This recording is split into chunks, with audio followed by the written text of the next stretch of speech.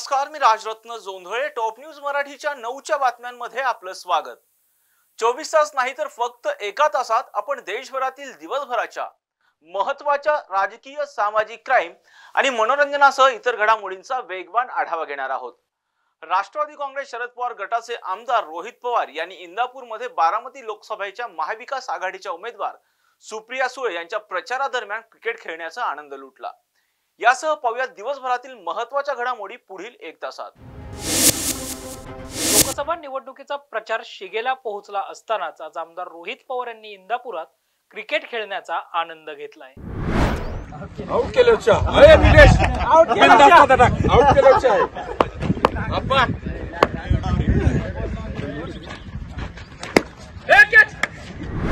देशात सध्या लोकसभा निवडणुकीचा रणसंग्राम सुरू असून सर्वांचंच लक्ष बारामती लोकसभा मतदारसंघाच्या लढतीकडे आहे. या बारामती लोकसभा मतदारसंघात सुनेत्रा पवार विरुद्ध सुप्रिया सुळे अशी नणंद भावजायांमध्ये लढत पाहायला मिळत असून आत्या सुप्रिया सुळे यांच्या प्रचारासाठी रोहित पवार हे सध्या मैदानात उतरल्याचं पाहायला मिळतंय. आज इंदापुरात आमदार रोहित पवार यांची जाहीर सभा होती. या प्रचाराच्या व्यस्त वेळापत्रकातून वेळ काढत आमदार रोहित पवार यांनी क्रिकेट खेळण्याचा आनंद घेतलाय. यावेळी जो मला आऊट करेल त्याला मी चहा पाजणार अशी मिश्किल प्रतिक्रियाही आमदार रोहित पवार यांनी दिल्याचं पाहायला मिळालं.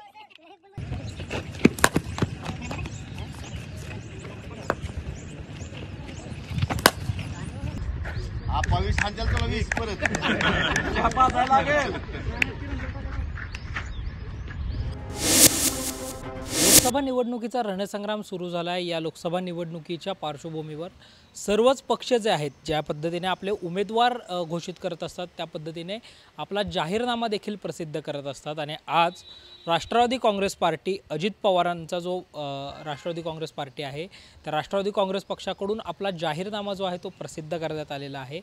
या जाहीरनाम्यामध्ये जर आपण पाहिलं राष्ट्रवादीच्या तर त्यांची जी स्लोगन आहे घड्याळ तेच वेळ नवी असं म्हणत अनेक महत्त्वपूर्ण घोषणा ज्या आहेत त्या करण्यात आल्याचं आपल्याला पाहायला मिळतं. याच्यामध्ये जर आपण पाहिलं तर मराठी भाषेला अभिजात भाषेचा दर्जा देण्यासाठी प्रयत्नशील राहण्याबाबत केलेली घोषणा असेल किंवा महाराष्ट्राचे पहिले मुख्यमंत्री, केंद्रीय संरक्षण मंत्री यशवंतराव चव्हाण यांना भारतरत्न पुरस्कार मिळावा यासाठी देखील आम्ही प्रयत्नशील राहू असं अजित पवारांच्या राष्ट्रवादीकडून म्हणण्यात आल्याचं पाहायला मिळतं आहे.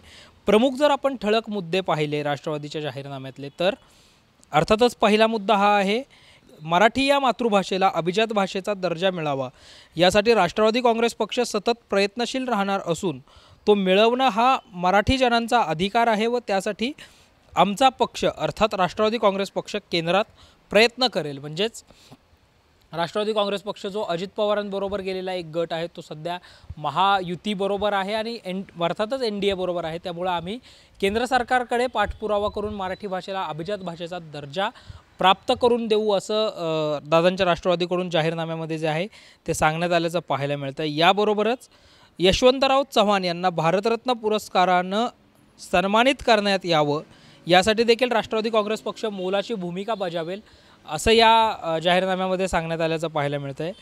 याबरोबर शेतकऱ्यांना किमान अधिकार मूल्य जे आहे MSP जो आहे तो MSP मिळणं हा शेतकऱ्यांचा हक्क आहे आणि त्यासाठी देखील आपण प्रयत्न करू असं अजित पवारांनी आपल्या जाहीरनाम्यामध्ये म्हटल्याचं पाहायला मिळतं आहे. यासोबतच शेती उत्पादकता, उत्पन्न आणि शेतकऱ्याला पारंपरिक वीज निर्मितीवरील अवलंबत्व कमी करून शाश्वत वीज पुरवठा व्हावा यासाठी अपारंपरिक ऊर्जा निर्मिती व्हावी यासाठी सौर ऊर्जा, पवन ऊर्जा आणि जलविद्युत प्रकल्पांना बळकटी देणार असं देखील या जाहीरनाम्यामध्ये म्हणण्यात आल्याचं पाहायला मिळतं आहे. यासोबतच कृषी पीक विमा योजनेची व्याप्ती वाढवून पीक कृषी विमा योजना जो आहे तो शेतकरी स्नेही करण्यावर भर जो आहे तो देईन असं देखील अजित पवारांच्या राष्ट्रवादीकडून या जाहीरनाम्यामध्ये सांगण्यात आल्याचं पाहायला मिळतं आहे. किसान सन्मान निधी योजनेतून प्रत्येक शेतकऱ्याला केंद्र सरकारकडून वर्षाला 6,000 रुपये तर राज्य सरकारकडून 6,000 रुपये असे 12,000 रुपये मिळतात.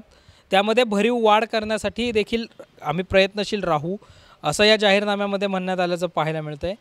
याशिवाय जर प्रमुख घोषणा जर आपण पाहिल्या तर या सगळ्या तर आहेतच. यामध्ये शहरामध्ये नोकरी करणाऱ्या महिलांसाठी वर्किंग वुमन हॉस्टेलची उभारणी केली जाईल. खेलो इंडिया मोहिमेअंतर्गत देशभरातील युवा खेळाडूंना मोठ्या प्रमाणावर प्रोत्साहन आणि संधी लाभेल यासाठी देखील आग्रही राहू असं अजित पवारांनी म्हटल्याचं पाहायला मिळतं आहे.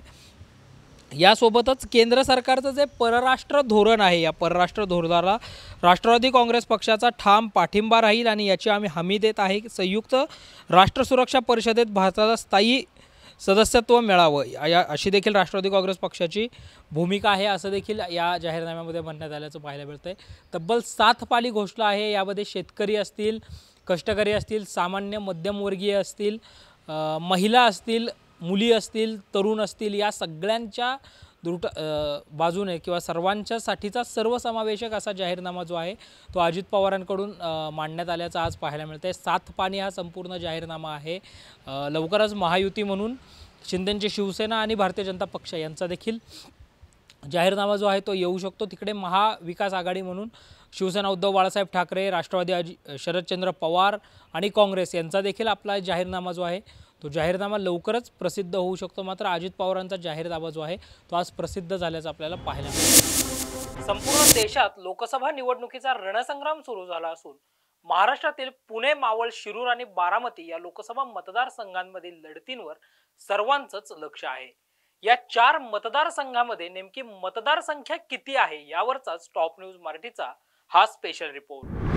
जिल्हा प्रशासनाने नुकत्याच जाहीर केलेल्या यादीनुसार पुणे जिल्ह्यात असणाऱ्या 21 विधानसभा मतदारसंघांमधील मतदार संख्या ही 82,92,951 इतकी आहे.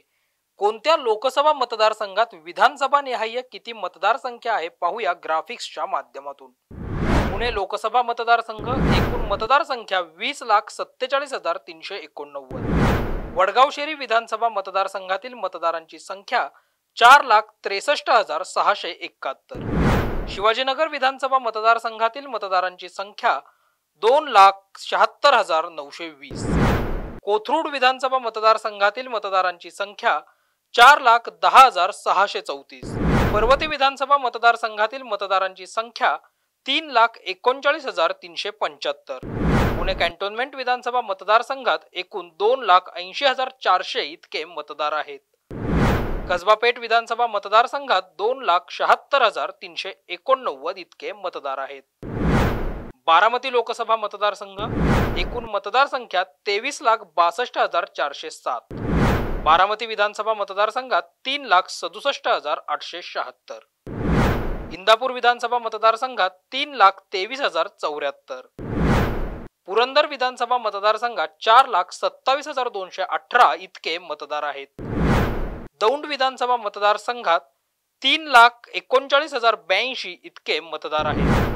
भोर विधानसभा मतदारसंघात 4,06,105 इतके मतदार आहेत.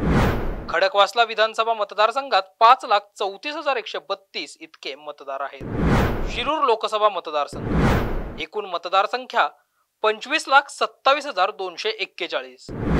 यामध्ये जुन्नर विधानसभा मतदारसंघात 3,11,564. आंबेगाव विधानसभा मतदारसंघात 3,01,162. खेड विधानसभा मतदारसंघात 3,51,397. शिरूर विधानसभा मतदारसंघात 4,36,876. भोसरी विधानसभा मतदारसंघात 5,48,612. हडपसर विधानसभा मतदारसंघात 5,77,630. मावळ लोकसभा मतदारसंघ या मावळ लोकसभा मतदारसंघात एकूण 25,09,461 इतके मतदार आहेत. मावळ विधानसभा मतदारसंघात 3,72,730 इतके मतदार आहेत. चिंचवड विधानसभा मतदारसंघात 6,12,880 इतके मतदार आहेत. पिंपरी विधानसभा मतदारसंघात 3,70,304 इतके मतदार आहेत. पनवेल विधानसभा मतदारसंघात 3,70,942 इतके मतदार आहेत. उरण विधानसभा मतदारसंघात 3,92,275 इतके मतदार आहेत. कर्जत विधानसभा मतदारसंघात 3,04,523 इतके मतदार आहेत. दरम्यान पुणे जिल्ह्यात येणाऱ्या या लोकसभा मतदारसंघांमध्ये पुरुष मतदारांची संख्या 43 लाख, महिला मतदारांची संख्या 39 लाख, तर तृतीयपंथी मतदारांची संख्या 728 इतकी आहे.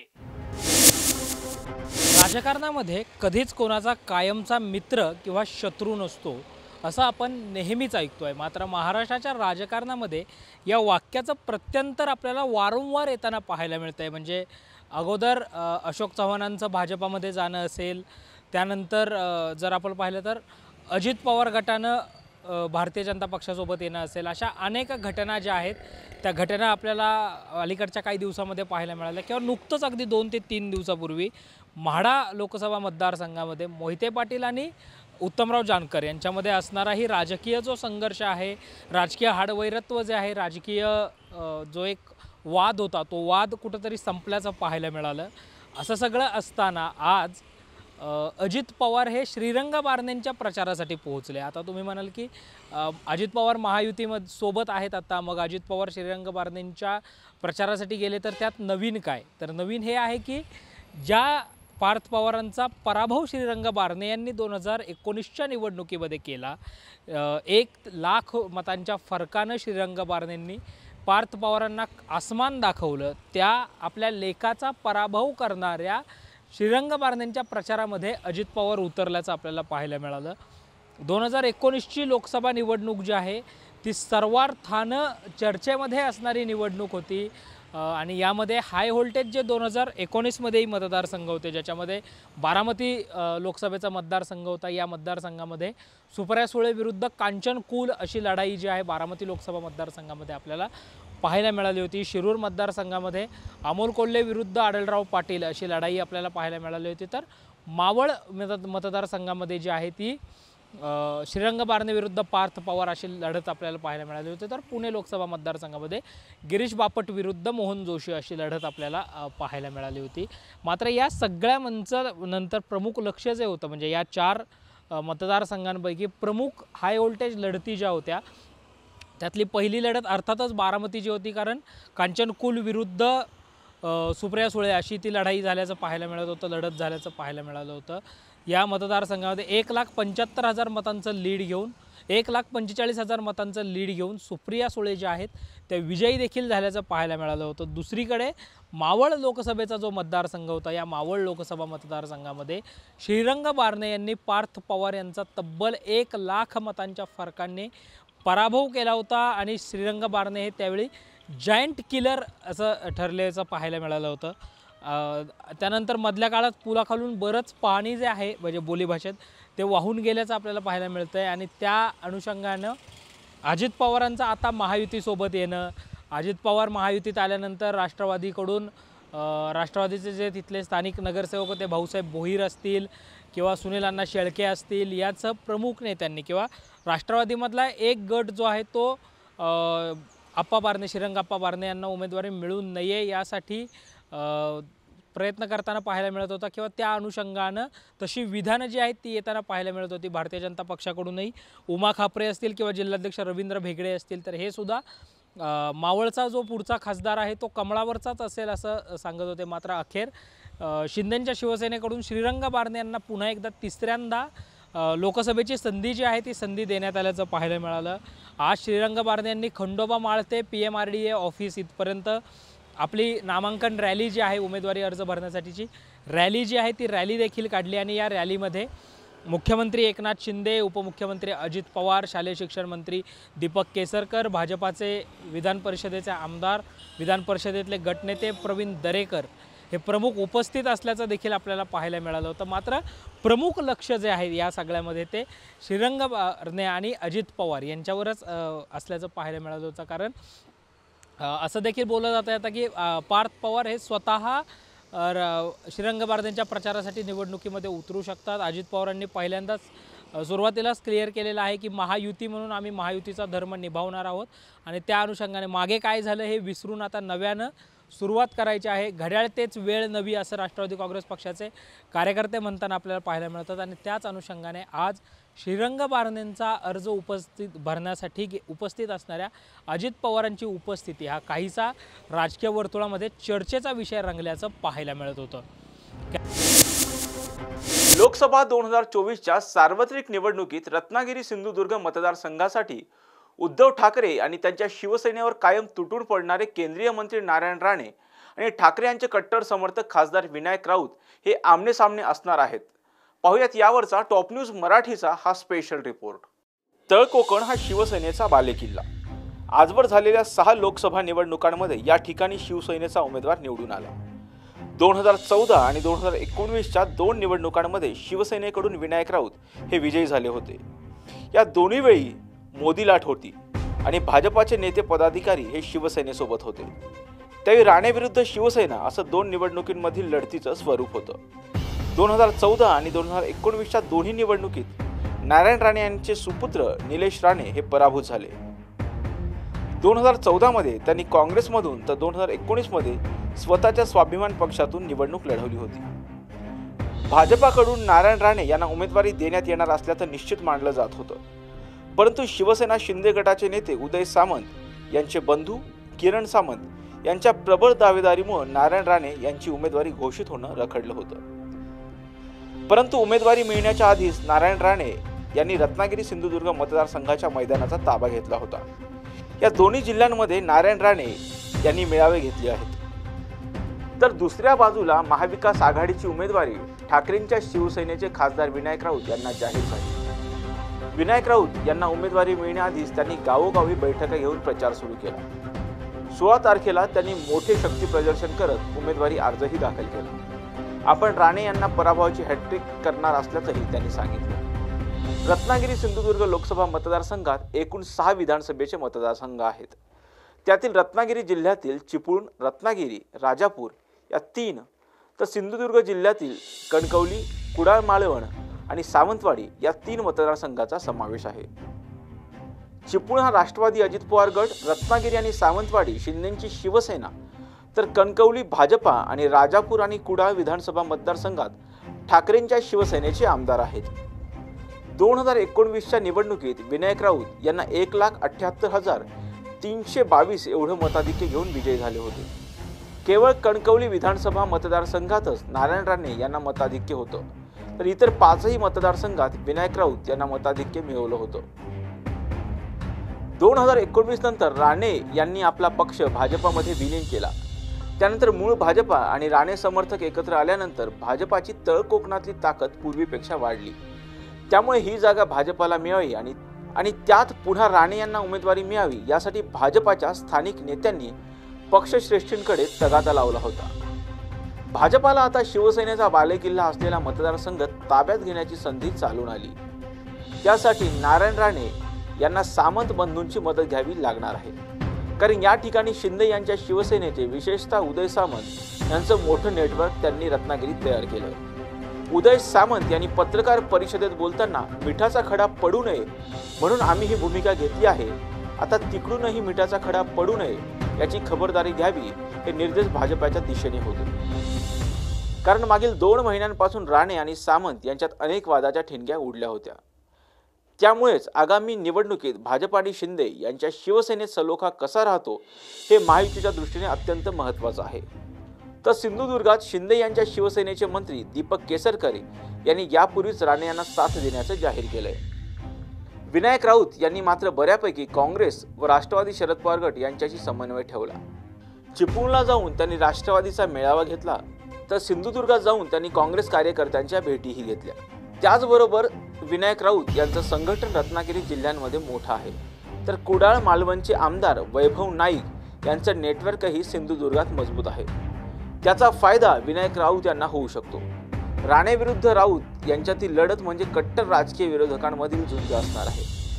तर एका बाजूला राणे पूर्ण ताकदीनिशी मैदानात उतरणार आहे, तर आम्हालाही अशीच लढत हवी होती असं म्हणणारा ठाकरे गट पूर्ण ताकदीने मैदानात उतरणार असल्यानं ही हाय व्होल्टेज लढत महाराष्ट्रात प्रतिष्ठेची बनली आहे. लोकसभा निवडणुकांचा पहिला टप्पा हा आता पार पडला असून 6 टप्पे अजून बाकी आहेत. मात्र लोकसभेचा निकाल हा काय लागणार याकडे प्रत्येकाचं लक्ष लागलंय. तर महाराष्ट्राने आतापर्यंत किती महिलांना खासदार केलंय पाहूया टॉप न्यूज मराठीच्या स्पेशल रिपोर्टमध्ये.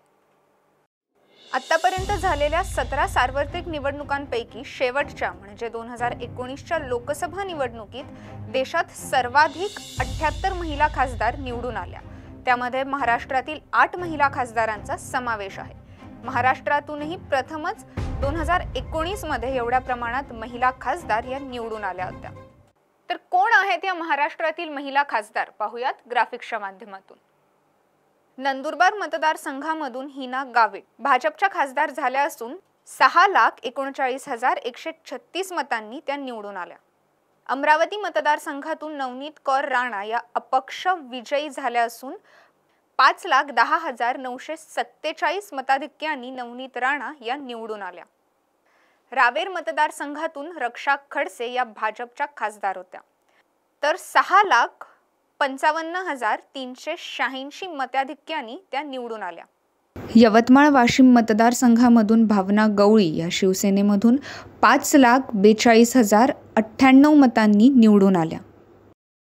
बीड मतदारसंघातून डॉक्टर प्रीतम मुंडे या भाजपच्या खासदार होत्या व त्या 6,78,175 मताधिक्यांनी निवडून आल्या.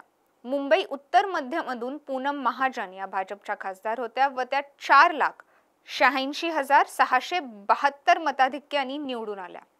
बारामती मतदारसंघातून सुप्रिया सुळे या राष्ट्रवादी काँग्रेसमधून निवडून आल्या व त्या 6,86,714 मताधिक्यांनी निवडून आल्या होत्या.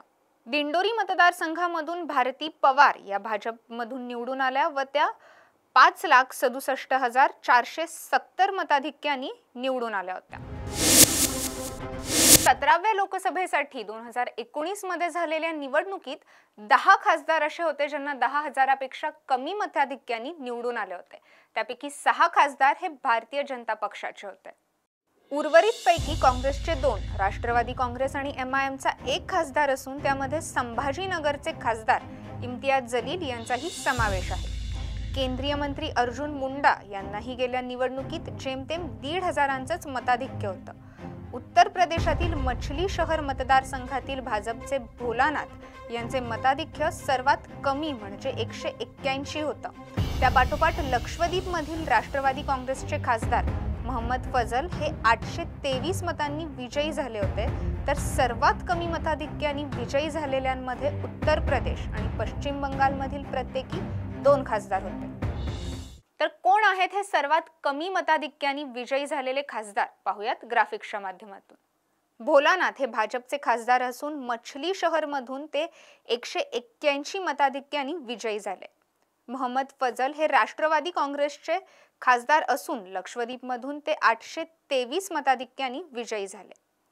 अपरूपा पोद्दार या काँग्रेसच्या खासदार असून आरामबाग पश्चिम बंगाल मधून त्या 1,142 मताधिक्यांनी विजयी झाल्या. कुलदीप राय शर्मा हे काँग्रेसचे खासदार असून अंदमान निकोबार मधून ते 1,407 मताधिक्यांनी विजयी झाले. अर्जुन मुंडा हे भाजपचे खासदार असून खुंटी झारखंड मधून ते 1,445 मताधिक्यांनी विजयी झाले. व्ही श्रीनिवास प्रसाद हे भाजपचे खासदार असून चामनगर कर्नाटक मधून ते 1,817 मताधिक्यांनी विजयी झाले. SS आलूवालिया हे भाजपचे खासदार असून ते वर्धमान पश्चिम बंगालमधून 2,439 मताधिक्यांनी विजयी झाले. इम्तियाज जलील हे MIMचे खासदार असून संभाजीनगर महाराष्ट्रामधून ते 4,492 मताधिक्यांनी विजयी झाले. राजेंद्र अगरवाल हे भाजपचे खासदार असून मीरठ उत्तर प्रदेशमधून ते 4,729 मताधिक्यांनी विजयी झाले. राम शिरोमणी हे भाजपचे खासदार असून श्रावस्ती बिहारमधून ते 5,320 मताधिक्यांनी विजयी झाले. तर नितेश गंगादेव हे भाजपचे खासदार असून संबळपूर ओडिसामधून 9,162 मताधिक्यांनी विजयी झाले. पुणे आणि रायगड जिल्ह्यात मावळ लोकसभा मतदार हा विभागला असून पुण्याजवळील सांगवी दापोडीपासून मुंबईजवळच्या घारापुरी लेण्यांपर्यंतचा क्षेत्र या मतदारसंघात आहे. त्यामुळे त्याची भौगोलिक रचना व हवामान, मतदारांची बोली भाषा व संस्कृती ही सगळी भिन्न आहे. मात्र सह्याद्री पर्वताच्या पायथ्यावरील आणि परिसरातील दोन भिन्न संस्कृतीचा मिलाफ म्हणजे मावळ मतदारसंघ आहे. मतदारसंघाच्या पुनर्रचनेमुळे 19 फेब्रुवारी 2008 रोजी मावळ लोकसभा मतदारसंघ अस्तित्वात आला. पहिली निवडणूक 2009 मध्ये झाली. भौगोलिक रचना वेगवेगळी होती, मात्र छत्रपती शिवाजी महाराज यांच्या जन्मभूमी असलेल्या पुणे जिल्ह्यातील पिंपरी चिंचवड व मावळ आणि महाराजांच्या स्वराज्याची राजधानी असलेल्या रायगड जिल्ह्यातील कर्जत खोपोली, पनवेल, उरण या विधानसभा मतदारसंघांचा समावेश मावळमध्ये आहे. पिंपरी चिंचवड, मावळसह उरण, पनवेल भागात देशाच्या व राज्याच्या कानाकोपऱ्यातून नोकरी, व्यवसायानिमित्त स्थायिक झालेले नागरिक हे अधिक आहेत. शिवाय मावळ खोऱ्यातील व कोकण पट्टीतील स्थानिकांची भाषा ही वेगळी आहे. संस्कृती, परंपरा, रीतिरिवाज वेगवेगळे आहेत. भौगोलिक रचना कुठे सपाट पठाराची तर कुठे डोंगर दऱ्यांची आहे. कुठे नद्यांचे खोरे आहेत तर कुठे समुद्र किनारा आणि खडीचा भाग आहे. त्यामुळे येथील मतदारांच्या विकासाबाबतच्या अपेक्षा वेगवेगळ्या असून त्यांचे प्रश्नही वेगवेगळे आहेत. तर काय आहेत मावळ मतदारसंघाची वैशिष्ट्ये पाहूयात ग्राफिक्सच्या माध्यमातून. मावळ तालुक्यात भातशेती व दुग्ध व्यवसाय हा मोठ्या प्रमाणात आहे. पिंपरी चिंचवड ही उद्योग नगरी असून नोकरी व्यवसाय निमित्त अनेक भागातील नागरिकांचं हे वास्तव्य आहे. पर्वतीय दुर्गम भागात आदिवासी बांधवांची वस्ती आहे. पर्वत पायथ्यापासून अरबी समुद्रापर्यंतचा भाग इथे असून उरणमध्ये मासेमारी हा प्रमुख व्यवसाय आहे. पुणे शहराला लागून असलेल्या दापोडी सांगवीपासून मुंबईला लागून असलेल्या घारापुरी पनवेलपर्यंतचा हा भाग आहे.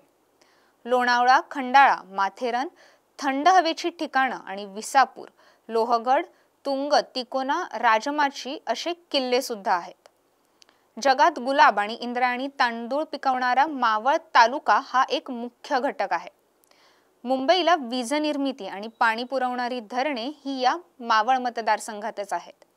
पिंपरी चिंचवड, तळेगाव दाभाडे, पाताळगंगा, तळोजा हे औद्योगिक क्षेत्र अर्थात MIDC ही सुद्धा मावळ मतदारसंघात आहे. पवना, मोरबे, लोणावळा, आंध्रा, भुशी, जाधववाडी, वडीवळे, तुंगाली, पळसदरी, ठोकळवाडी, वळवण यासारखी धरणं सुद्धा मावळ मतदारसंघात आहेत. पुणे मुंबई द्रुतगती मार्ग, मुंबई बेंगळूर व मुंबई गोवा महामार्ग, जवाहरलाल नेहरू पोर्ट ट्रस्ट, प्रशस्त मार्ग, मुंबई पुणे व मुंबई पणजी लोहमार्ग सुद्धा याच मतदारसंघात आहेत.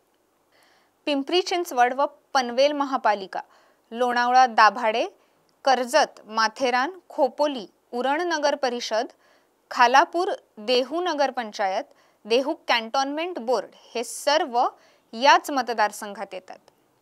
संत तुकाराम महाराज यांचे देहू, भंडारा डोंगर, महासाधू मोरया गोसावी यांचे चिंचवड, आई एकवीरा देवीचे कार्ला, गगनगिरी महाराज समाधी स्थळ खोपोली, अष्टविनायकाचे महड आदी तीर्थक्षेत्र सुद्धा मावळ मतदारसंघातच येतात. लोकसभा निवडणुकांचा पहिला टप्पा हा आता पार पडला असून 6 टप्पे अजून बाकी आहेत. तसंच 4 जूनला मतमोजणी होणार आहे. मात्र मतमोजणी सुरू होताच सर्वात अगोदर पोस्टल बॅलेट मतमोजणी केली जाते. त्यानंतर EVM मधील मतमोजणी होते, कारण नियमानुसार पोस्टल बॅलेट EVM मधील मतांच्या अगोदरच मोजले जातात. तर आता हे पोस्टल बॅलेट वोटिंग असतं तरी काय, ते कसं पार पडतं आणि त्याच्या त्रुटी काय आहेत, पाहूया टॉप न्यूज मराठीच्या स्पेशल रिपोर्टमध्ये. पोस्टल बॅलेटची मतं म्हणजे मतपत्रांवर आलेली मतं असतात. यांची संख्याही कमी असल्यामुळे मोजणी सोपी होते. त्यामुळे यात कोणत्याही प्रकारचा घोळ होण्याची शक्यता नसते. पोस्टल बॅलेट ही एक मतदान करण्याची पद्धत असून या एक प्रकारच्या मतपत्रिका असतात. इलेक्ट्रॉनिक पद्धतीने मेलचा वापर करून मतदानाचा अधिकार बजावता येतो. केंद्रीय दलांमध्ये असणारे सरकारी कर्मचारी, लष्करातील सैनिक, परदेशामधील दूतावासात काम करणारे सरकारी कर्मचारी आणि त्यांचे कुटुंबीय अशा काही ठराविक लोकांना अशा प्रकारचे मतदान करण्याचा अधिकार देण्यात येतो. संबंधित मतदाराला ज्या उमेदवाराला मत द्यायचं आहे त्याबाबतची माहिती भरून मतपत्रिका मतमोजणीपूर्वी तपासणी अधिकाऱ्यांकडे पाठवली जाते. निवडणुकीपूर्वीच पोस्टल बॅलेट मतदारांच्या संख्येबाबत आढावा घेतला जातो. त्या मतदारांपर्यंत मतपत्रिका पोहोचवण्याची जबाबदारी निवडणूक आयोगाची असते. काही वेळेस मतदारांकडे इंटरनेट, इलेक्ट्रॉनिक सुविधा उपलब्ध नसू शकतात. अशा वेळी ते पोस्टामार्फत मतपत्रिका पाठवू शकतात. तर हे पोस्टल बॅलेट वोटिंग कशा प्रकारे पार पडतं पाहूयात ग्राफिक्सच्या माध्यमातून. मतदार त्यांना नियुक्त केलेल्या मतदार संघाबाहेरून या सेवेचा लाभ घेऊ शकतात. या मतदान पद्धतीमध्ये मतदानाचे 2 स्तर असतात. मतदान प्रणालीमुळे मतदारांबाबतची माहिती गोळा करता येते. पात्र मतदार ETPB फाईल डाउनलोड करून मतपत्रिका मिळवू शकतात. यासाठी OTPची गरज असते. डाउनलोड केलेली मतपत्रिका उघडून त्यांचे वितरण करण्यासाठी एका पिनची आवश्यकता असते. हा पासवर्ड पिन आयोगाद्वारे दिला जातो. या मतदान पद्धतीमध्ये संपूर्ण गोपनीयता पाळली जाते. तर आता पोस्टल बॅलेट वोटिंग मधल्या त्रुटी काय आहेत जाणून घेऊयात ग्राफिक्सच्या माध्यमातून. दुर्गम भागातील नागरिकांनाही या सेवेचा लाभ घेत, पण 65 आणि त्याच्यापेक्षा जास्त वय असलेल्या ज्येष्ठ नागरिकांना पोस्टल बॅलेट मतदानामुळे गोपनीयतेचे उल्लंघन होतं असं काहींचं मत आहे. कारण हे ज्येष्ठ नागरिक अपुऱ्या शिक्षणामुळे मतदान करताना इतरांची मदत घेतात, तेव्हा गोपनीयतेचा पूर्णपणे भंग होतो. तसंच मदत करणारे मतदान करताना त्यांना फसवतात असा युक्तिवादही केला जातो.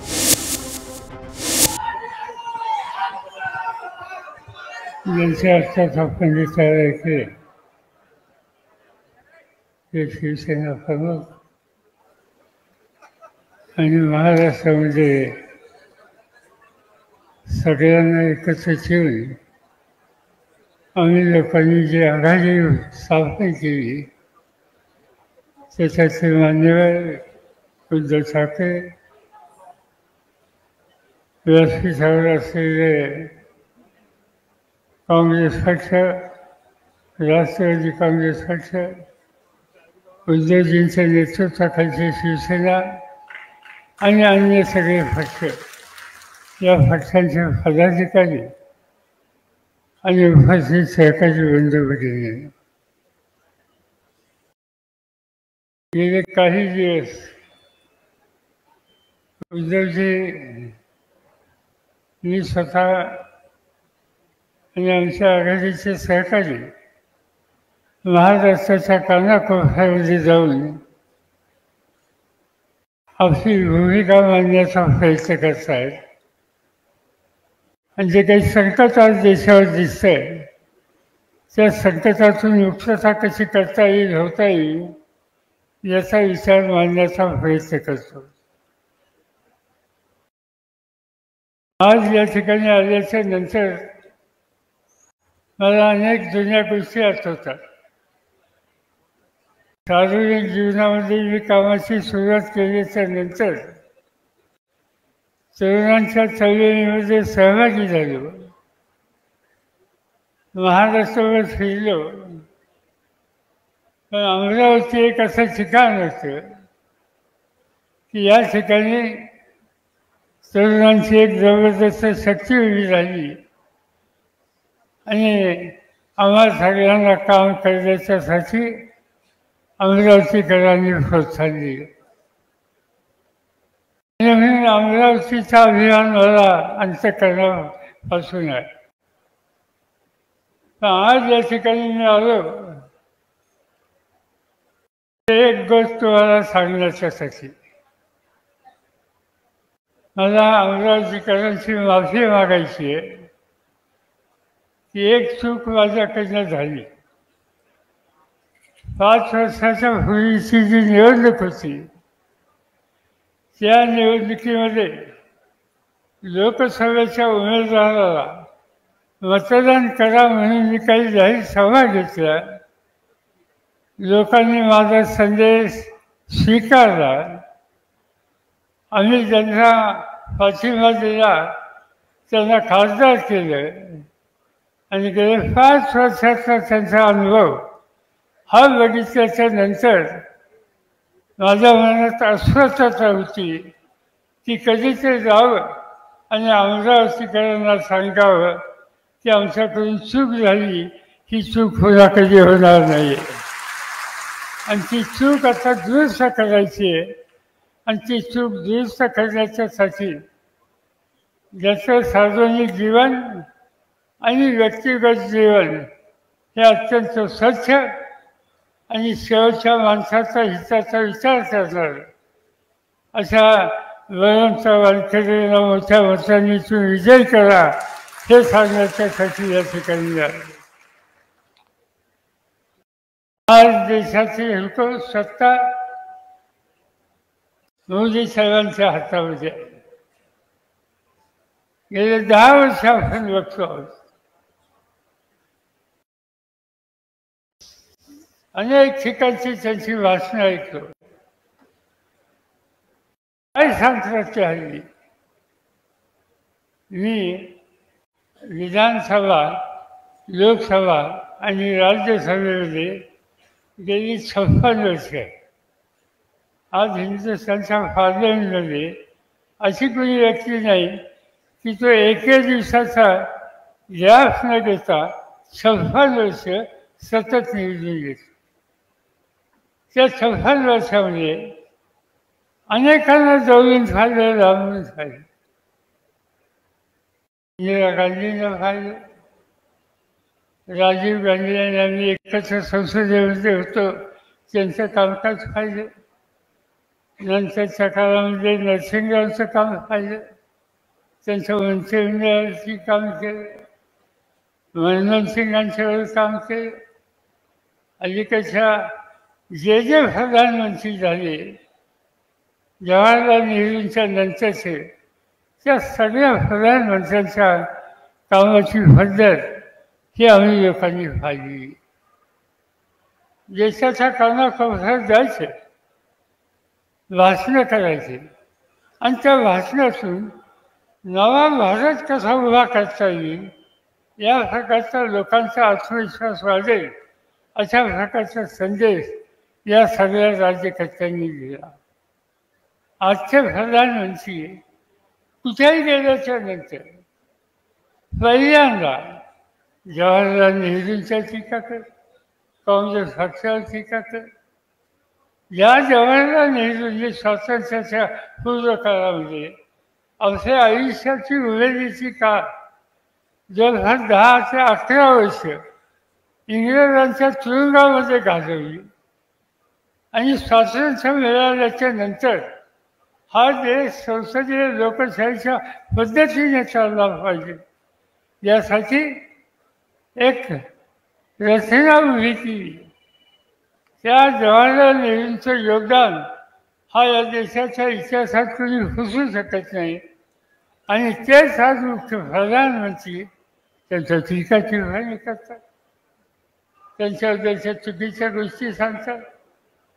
कुठेही गेले तर बघा 10 वर्षात मी काय केलं हे सांगण्याच्या ऐवजी आम्हा लोकांना विचारतात की तुम्ही गेल्या 10 वर्षात काय केलं.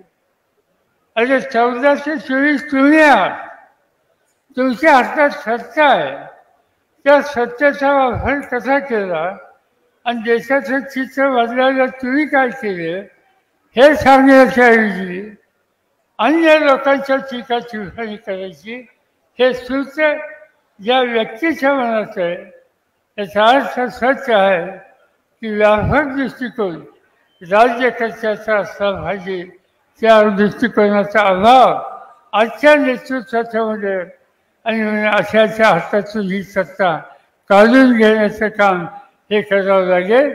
त्याशिवाय दुसरा कुठला फायदा नाही.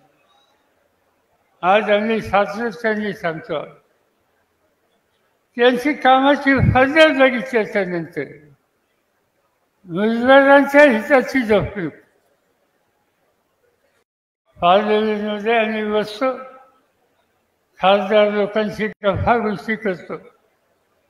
पार्लमेंटमध्ये एक सेंटर हॉल आहे तुम्हाला माहीत असेल आणि ती जागा अशी आहे की राज्यसभा असो किंवा लोकसभा असो त्याचे सदस्य वेळ असला तर त्या ठिकाणी एकत्र भेटतात. तो कुठल्याही पक्षाचा असतो, बोलतात, गप्पा मारतात, काही प्रश्न असतील ते मांडतात. तिथं कधी पक्षी अंतर कोणी आणत नाही. पण आम्ही अलीकडेच पाहतो मोदी साहेब तिथं जातात म्हणल्याच्या नंतर सत्ताधारी पक्षाचे खासदार खाली मान घालतात, त्यांना दिसू का नाही विरोधकांशी आम्ही बोलतोय म्हणून. एक प्रकारची दहशत त्यांच्या सुद्धा त्या ठिकाणी आहे.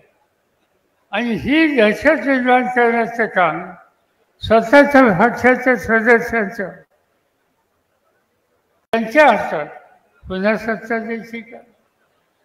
काँग्रेस सत्ताधारी पक्षाचे खासदार हलूच कानात आम्हाला सांगत असतात की दर मंगळवारी तिथं पक्षाची बैठक असते भाजपच्या, आणि त्या बैठकीमध्ये चर्चा नाही काही, लोकांना आपलं मत मांडता येत नाही. मोदी साहेब बोलणार, ते विचार मांडणार, ते ऐकायचे आणि सगळ्यांनी जायचं.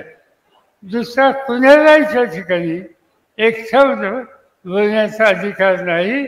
याचा अर्थ आम्ही अलीकडच्या काळामध्ये रशियाच्या एका राज्यकर्त्याचं वर्णन वाचतो, आणि तो राज्यकर्ता म्हणजे मी यांच्या पूर्ण रशियाचं प्रशासन, रशियाची शासन यंत्रणा, आणि त्या व्यक्तीचं नाव पुतीन.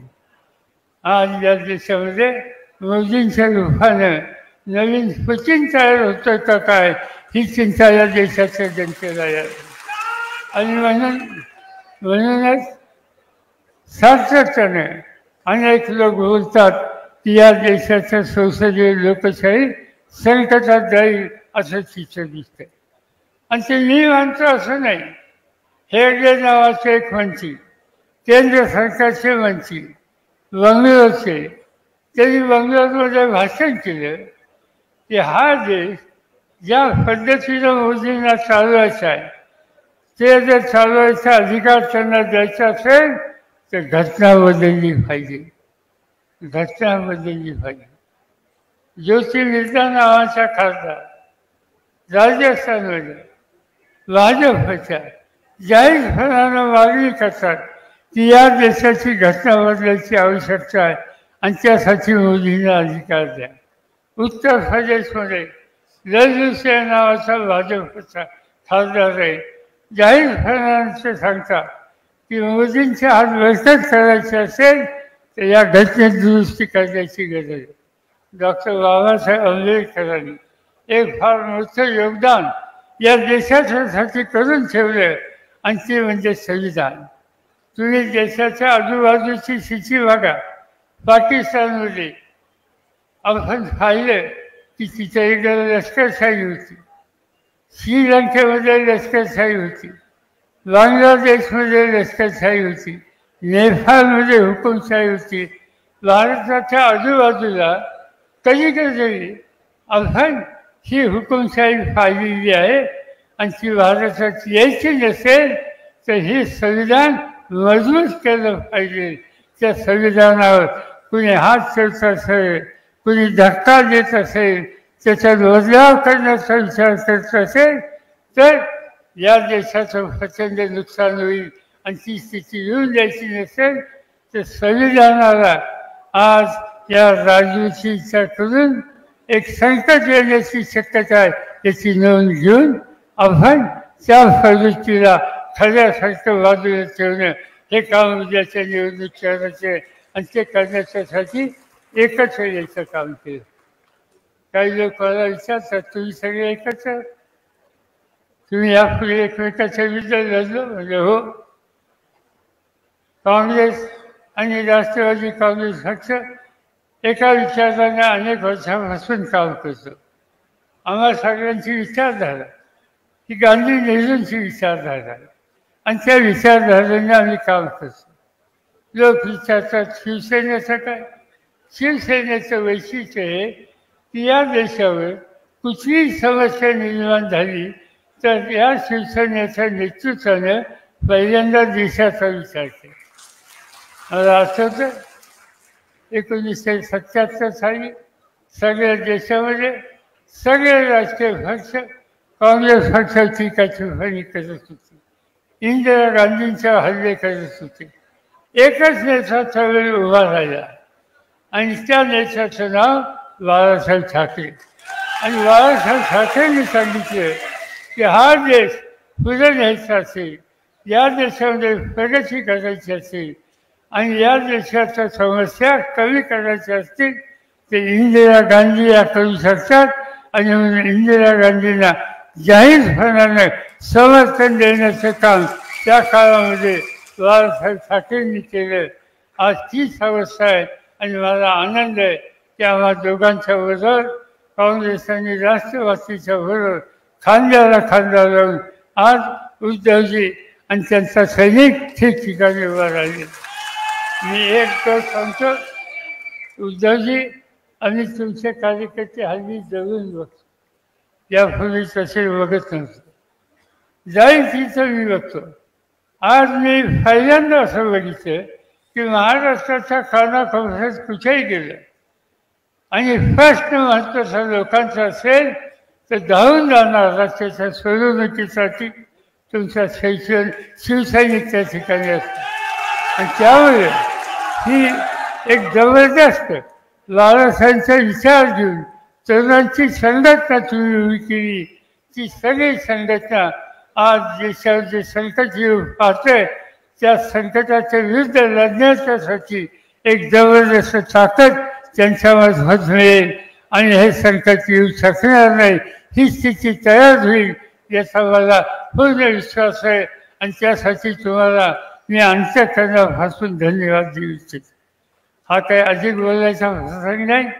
आपण इथून पुढं या सगळ्या कामामध्ये सहभागी होतात.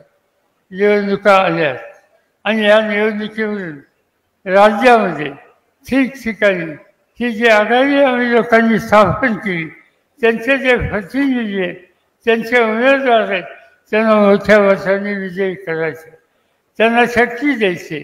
आणि ही जबरदस्त शक्ती भारताच्या संसदेमध्ये पाठवू आणि कुणीही या देशाच्या घटनेला की जे दान बाबासाहेब आंबेडकरांनी या देशाला दिलं आणि त्यामुळेच गेले अनेक वर्ष हा देश एकसंघ राहू शकला, ते घटनेचं समर्थन करणं, त्याचं रक्षण करणं हे काम आम्ही त्या ठिकाणी करणार आहोत.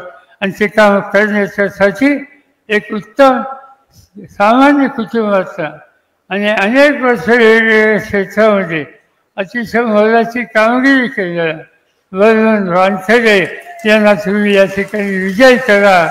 त्यांची खून तुम्हा सगळ्यांना हात पाहिजे, त्याच्या पुढचं वचन द्यावा आणि या देशाच्या परिवर्तनाच्या प्रक्रियेमध्ये सहभागी व्हा ही विनंती करतो आणि आपल्या सगळ्यांची रजा घेतो. जय हिंद, जय महाराष्ट्र.